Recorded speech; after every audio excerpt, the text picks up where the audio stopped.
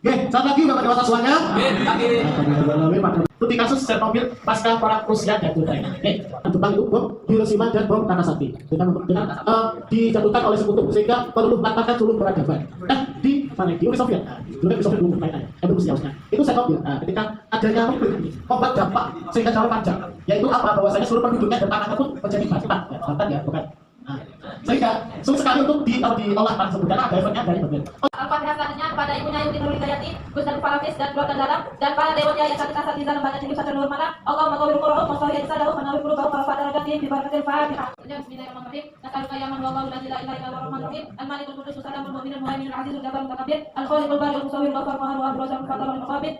الباسط الخافض الرافع المعز المجيد السميع البشير الحكم اللطيف الخبير الحليم العظيم الغفور الشكور العلي الكبير الحفيظ المقيت الحسيب الجليل الكريم الرقيب المجيب الواسع الحكيم الودود البئيس الشهيد الحق الواكر القوي المتين الوالي الحميد المسلم المبدع الواحد المحيي المميت الحي القيوم الواجد الماجد الواجد الاحد الصمد القادر المقتدر المقدم المؤخر الاول الاخر الظاهر الباطن الوالي المتعال البارك المنتقم العفو الرؤوف المالك المعز الجلال والاكرام المفسد الجامع الغني المغني المانع الضار النافع النور الفاتح الباقي الوارث الرشيد الصبور الذي laysa kamitslihi syai'un wa samiul basir. Baik, tema halaqah pada pagi hari ini yaitu tentang bahaya radiasi nuklir dan efeknya bagi tubuh manusia. Radioaktif dari nuklir bisa menyebabkan penyakit meningitis serta penyakit lain yang menyebabkan kematian. Radiasi adalah pancaran energi melalui suatu materi atau ruang dalam bentuk panas, partikel atau gelombang elektromagnetik serta cahaya dari sumber radiasi. Sedangkan nuklir adalah salah satu energi alternatif yang digunakan sebagai pengganti gas juga terbakar.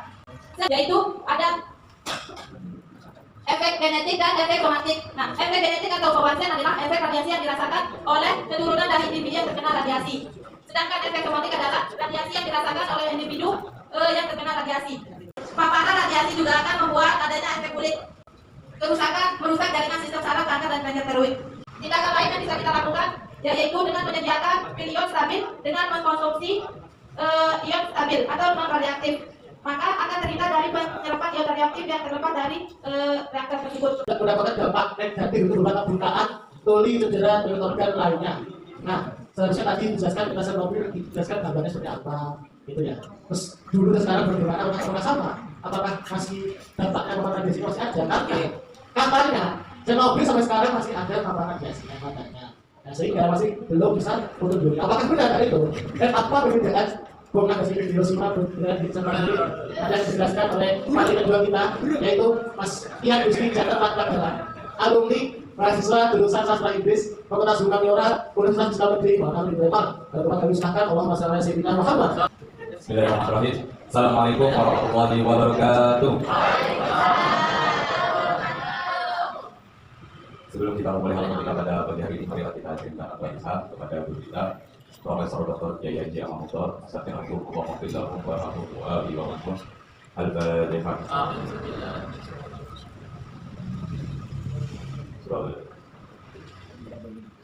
Al-Fatihah yang kedua, marilah kita hadirkan kepada ibunya kita, ibunya Nurul Hidayati, tim Nurul Hidayati, dan khususnya dan habis. Saya selamat Pak terjadi di dalam Al-Fatihah. Baik, selamat pagi semuanya. Oke, pada kesempatan kali ini saya Anas Aluka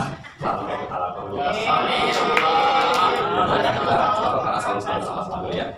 Bismillahirrahmanirrahim. Nasalluka ya man la ilaha illa huwa ar-rahmanur rahim. Al-malikul qudus salamul mu'minul hamid majid jabal mutakabbir. Al-khaliqul bari al-musawwir al-qawi al-basit al-khafid al-rafi al-hayy al-samin basirul rahim al-hadidati al-qadir. Al-alim al-alim al-khawf al-istiqlal al-qadir al-hakim al-mujid al-hasib al-jadid al-karim al-qadir al-wajib al-maqsud al-majid al-'alim al-haqidah. Al-haqqul wakil al-qawm al-hakim al-hakim al-hakim al-mu'min bil-hayy al-qayyum al-wajib al-wajib al-waqi al-samad al-qadir al-qadir al-qadir al-qadir al-qadir al-wajib al-rasid berarti jasa saya buat sambil ulfazir alhamdulillah. Rusia dan Ukraina yang sekarang lagi baru-barunya kan memang perang baru-baru ini. Tetapi ketika Chernobyl meletus, apakah Rusia pernah perang? Tidak. Chernobyl ini kan di Ukraina memang pusatnya. Nuklir merupakan sumber senyawa radioaktif dari uranium, plutonium dan plutonium dan lain-lain. Kalau yang ada di Chernobyl, nanti saya katakan ada salah satunya dari cesium. Itu adalah pembagian dari hasil ledakan. Betul sekali. Karena pengenalan dari nuklir itu sendiri dikenalkan melalui tragedi Nagasaki, Hiroshima. Padahal nuklir sendiri, kalau ada wadahnya, maksudnya diwadahi oleh tempat yang kuat, artinya ini nanti berhubungan dengan unsur atom, sebenarnya lebih mengerti dalam kimia di sana dan fisika. Kalau unsur atom mewadahnya yang kuat, itu bisa dimanfaatkan untuk energi pembangkit listrik. Tetapi kalau dicampurkan dengan unsur lain itu bisa menyebabkan energi ledakan yang sangat luar biasa tidak terkendali.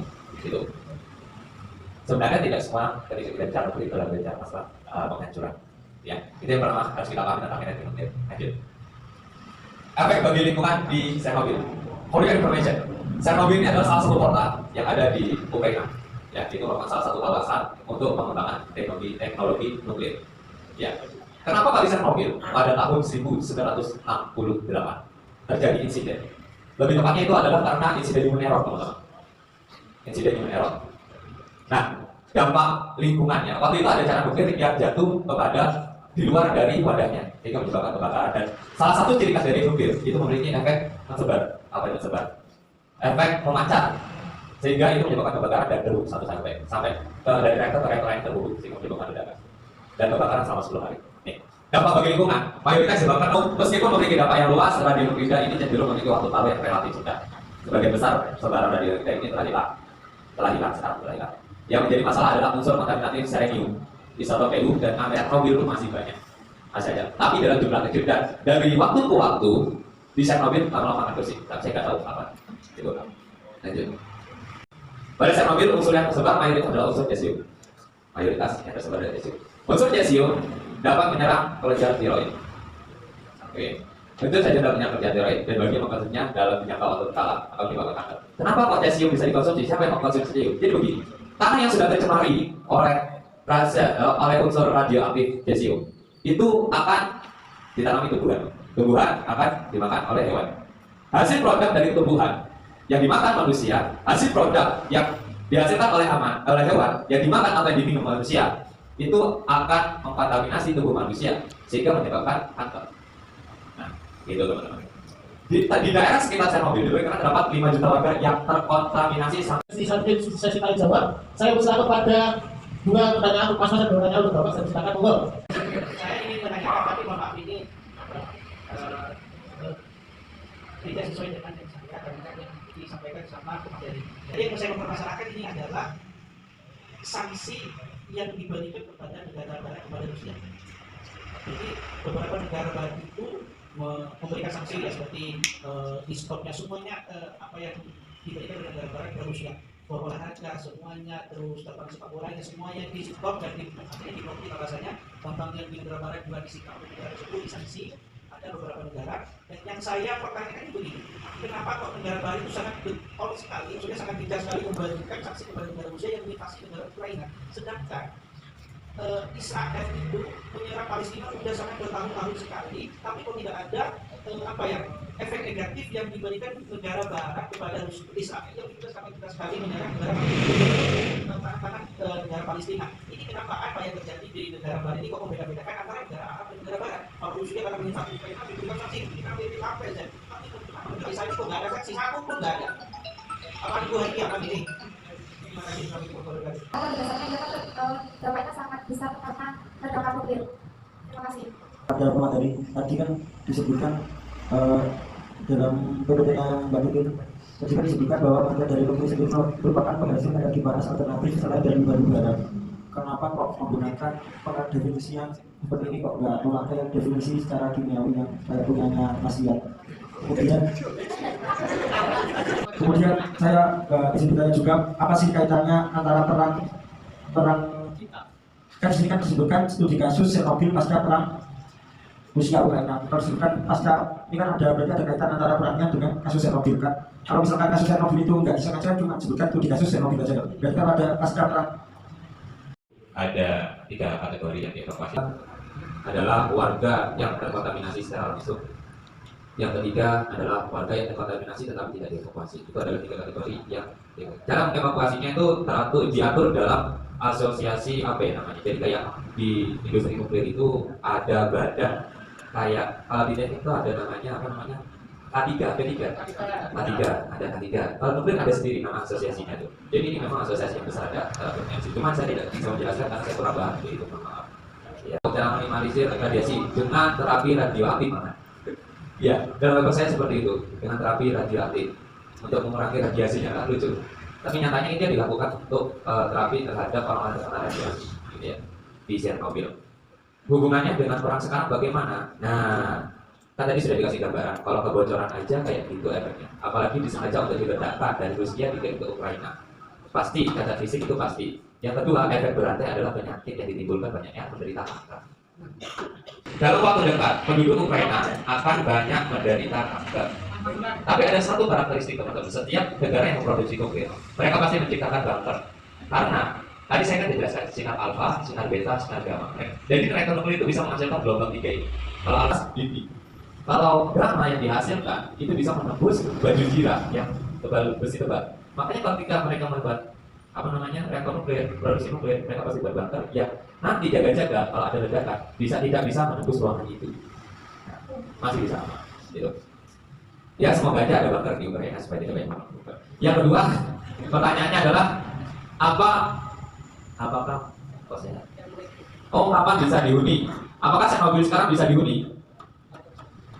Nyatanya di Chernobyl itu cuma kota, teman-teman. Nyatanya Ukraina pun sekarang ada orang gitu. Jadi Chernobyl itu kayak area pabrik gitu, area pabrik. Gitu. Dan dalam paper saya menuliskan bahwasanya pemerintah selalu melakukan penelitian. Berarti ada orang yang berinteraksi di daerah itu untuk melakukan penelitian dengan keamanan penelitian yang sudah ditetapkan oleh asosiasi itu. Asalkan aman, itu masih belum dilegalkan oleh pemerintah karena masih terdapat kandungan nuklida di Indonesia. Itu. Ada yang mau saya berikan juga? Sedangkan ketika Israel dan Palestina berperang, Israel tidak diberikan sanksi. Bahkan sampai saat ini pun kemarin saat Isra Mi'raj, ketika Palestina merayakan Isra Mi'raj itu Israel yang memberikan kayak tembakan itu penyerangan terhadap warga Palestina. Halo. Ya, itu di latar belakangi dari dulu kemarin saya sudah pernah tambahkan tentang NATO dan fakta Warsawa. Nah itu berasal dari sana. Ya dari riwayat Perang Dunia Kedua yang menangkan blok mana kemarin? Gimana? Blok? Ya, sehingga mereka ini karena menang itu Amerika dan Uni Soviet ini ingin menjadi negara adidaya di dunia. Karena Amerika sekarang sudah menjadi negara adidaya dan mereka ini memiliki organisasi yang bernama NATO, sedangkan yang Uni Soviet ini fakta Warsawa gitu ya. Intinya Rusia ini merupakan saingannya Amerika untuk menjadi negara adidaya. Sedangkan Israel ini merupakan anak buahnya Amerika ya, karena mereka juga dibawahi oleh Amerika. Mungkin seperti itu tambahan dari saya. Sekian, wassalamualaikum warahmatullahi wabarakatuh. Nah, partikel itu yang dipancarkan oleh atom yang memancarkan partikel berupa alfa ataupun beta. Nah, kalau gamma itu bukan partikel karena masuk ke golongan alfa. Untuk efeknya sendiri secara garis besar dibagi menjadi dua. Yang pertama efek deterministik. Nah, efek deterministik ini yang memiliki batas ambang. Jika radiasi terpancar dengan dosis sekian dan mengenai jaringan tubuh, maka ketika lebih batas ambang itu bereaksi kepada tubuh. Nah, jika di bawah batas ambang tidak bereaksi. Itu yang pertama. Contohnya ini kita bahas radiasi kan contohnya sinar X saja kawan. Ketika sinar X kita dengan dosis kalau matanya 0,05 di bawah 0,05 sievert misalkan. Nah, sisa dosisnya di bawah itu otomatis mata kita tidak bereaksi. Nah, ketika di atas ambang atau di atas batas ambang dosis, maka bisa terjadi seperti katarak atau kebutaran seperti yang disampaikan. Itu dosis deterministik. Yang kedua ada efek stokastik. Stokastik ini yang tidak memiliki batas ambang. Jadi dengan dosis berapapun pasti ada efeknya di dalam tubuh. Contohnya seperti tadi sinar X yang di bawah dosis ambang. Nah, selain bisa memberikan efek terhadap mata, itu juga bisa terhadap tubuh seperti mual, pusing dan sebagainya. Itu yang secara stokastik. Bedanya stokastik ini bisa ke jangka panjang. Jadi seperti disampaikan oleh Bapak ada efek genetika, jadi bisa turun ke anak-anaknya. Seperti itu yang stokastik. Nah kemudian untuk bagaimana cara mengatasi adanya radiasi, yang pertama tadi sudah disampaikan oleh Mas Ian dan juga melalui bunker kalau di dalam pabrik ya, itu biasanya dilapisi dengan timbal. Karena timbal itu tidak ditembus oleh radiasi alfa, gamma dan juga beta. Seperti itu. Nah, untuk penanganannya sendiri, yang saya ketahui itu ketika terpapar radiasi atau radioaktif itu tidak diberikan terakhir waktu, tapi dibiarkan sampai radiasinya berubah. Biasanya diberikan seperti obat-obatan itu banyak radiasi. Kalau oleh bunkernya benar-benar di lockdown, ditutup total sehingga tidak ada radiasi yang kurang atau mengurangi radiasi yang keluar dari Chernobyl itu sendiri. Mungkin seperti dari saya mengambil segala kekurangan, dan selanjutnya bisa dilakukan oleh Bahkan terkait pertanyaan Mas tadi mungkin ada yang tanya kenapa kronologinya ya untuk perang dulu gitu ya. Jadi untuk yang sekarang ada namanya kemarin kan invasi ya, jadi Rusia itu kan invasi Ukraina. Nah sebenarnya di Ukraina itu kan ada sekitar 4 reaktor nuklir ya, salah satunya Chernobyl. Nanti dari antara itu sebenarnya sudah dipasifkan dulu, tapi ada satu yang masih aktif yaitu Chernobyl. Nah kemudian ketika si Rusia ini menyerang gitu dalam invasi, nah tentunya kan dia juga menembak gila dan juga sebagainya. Nah untuk yang salah satu reaktor yang siapa ya namanya saya lupa, itu sempat terbakar dalam hari. Nah kalau yang ini yang apa Chernobyl ini, nah itu kenapa menjadi pembicaraan karena masyarakat sana juga pastinya trauma kan ya terkait kejadian 1186. Kemudian kemarin itu sempat padam listriknya, kan sebenarnya mereka juga dari PLN mobil ini ya, dan sempat padam. Nah, kalau misalkan listriknya padam, nah ini kalau di sini tulisannya, saya baca ya. Nah, karena Chernobyl ini tidak dapat mendirikan orang mobil bekas setelah sambungan listriknya terputus. Nah, hal ini dapat memicu pelepasan zat radioaktif ke ke daerah sekitarnya. Nah, kalau misalkan zat radioaktif ini terlepas ke badan udara dan sebagainya, itu kan akan mencemari lingkungan seperti yang dikatakan Prof. Materi Masuk tadi juga. Kalau misalnya ke tangan itu juga bisa nanti imbasnya ke manusia ketika kita memakan tumbuhan yang berada di lantai dan sebagainya. Itu kurang lebih yang terkait dari perang ini. Kemudian tadi moderator menyinggung pengaruh Nagasaki dan Hiroshima. Itu tentunya sama aja di mana-mana efeknya kurang lebih seperti ini. Karena radiasi ini kan kalau nuklir itu kan dari radioaktif ya. Nah, itu sebenarnya kan radiasi juga ada yang namanya, kalau dari sumbernya ada namanya dari alam dan buatan. Nah, sebenarnya di sekeliling kita pun ada banyak radiasi gitu kan. Cuma ya tingkatannya kecil, makanya ya kita nggak ngerasain efeknya mungkin kayak gitu. Nah, kalau misalkan radiasi gede, kalau kayak di sini Chernobyl ini kan radiasi buatan ya, dan Chernobyl. Dan itu efeknya kan sangat berdampak, makanya masyarakat juga di situ was-was karena dampaknya besar. Tadi seperti yang dikatakan oleh Materi Masuk dan Bapak, ada kemandulan, ada kanker tiroid dan sebagainya. Nah, kalau misalkan ini efeknya itu juga selain dari besarnya besarnya intensitas radiasinya, efeknya kayak ada batasan-batasannya ya. Seperti yang sifat itu tidak menimbulkan efek, terus tadi yang disebutkan Mas Robert tadi ya. Nah, tapi selain itu juga ada sensitivitas jaringan tubuh manusia juga gitu. Makanya tadi seperti gonad dan tiroid gitu kan, itu lebih sensitif, makanya efeknya sering terjadi seperti itu. Makanya kalau misalkan ini tambahan kawasan juga. Di Indonesia ini kan kemarin kita sudah lakukan ya, ada banyak sumber radioaktif tertinggi di sekitar daerah Sulawesi, Kalimantan dan sebagainya. Nah, di daerah tersebut sumber radioaktif ionnya sangat tinggi juga, makanya potensi kena kanker tiroid di daerah sana juga cukup tinggi gitu. Itu sedikit tambahan kawasan. Mungkin ada yang boleh jawab?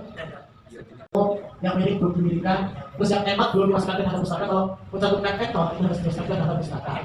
Terus ditambah lagi, terkait kalau saya tidak pakai, kalau tidak pakai betul-betul atau apa gitu. Gue tahu ya.